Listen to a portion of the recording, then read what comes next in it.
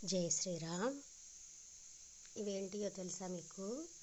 మా ఊర్లో అయితే గన్సిగడ్డ అంటారు, వేరే ఊళ్ళలో అందరూ అయితే చిలకడ దుంప అంటారు.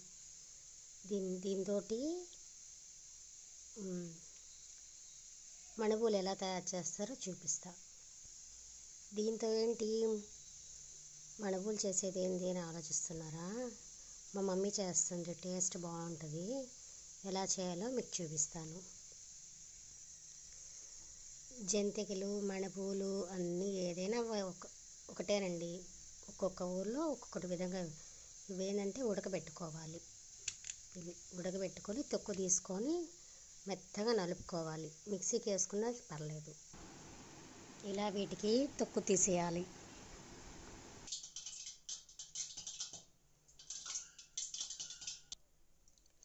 ఉప్పు, కారము దాని తగ్గట్టుగా వేసుకోవాలి. టేస్ట్ తగ్గట్టుగా ఉప్పు, కారం వేసుకొని కలిపేసేయాలి పిండిని ముందు. ఇలా ఉప్పు, కారం వేసేసి కలిపేసిన తర్వాత మనం మెత్తగా చేసుకున్నాం కదా గనిసిగడ్డ, దీన్ని ఎత్తి దీంట్లో వేయాలి, కలిపేయాలి.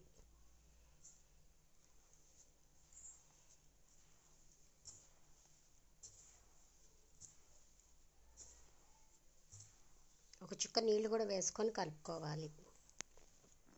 వాటర్ చాలవు దీంట్లో ఉండేవి. ఒక చుక్క వాటర్ వేసుకొని కలుపుకొని ముద్ద చేసుకోవాలి. దీన్ని పిండి రెడీ చేసాను. జంతికలు దాంట్లో పెట్టేసా.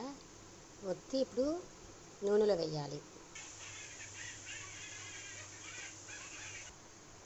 చూడండి, వేగిన తర్వాత ఇలా వస్తాయి. టేస్ట్ మాత్రం బాగుంటాయి, కరకర వస్తాయి. దీంట్లో ఒక జీలకర్ర, ఒక అరగంట నూనె వేయడం మిస్ అయింది. కొంచెం వేయాలి, వేస్తేనే క్రిస్పీగా ఉంటుంది. చేసుకొని చిలకడ దుంపతోటి టేస్ట్ ఎలా ఉందో కామెంట్ చేయండి. నచ్చితే లైక్ చేయండి, షేర్ చేయండి. Thank you.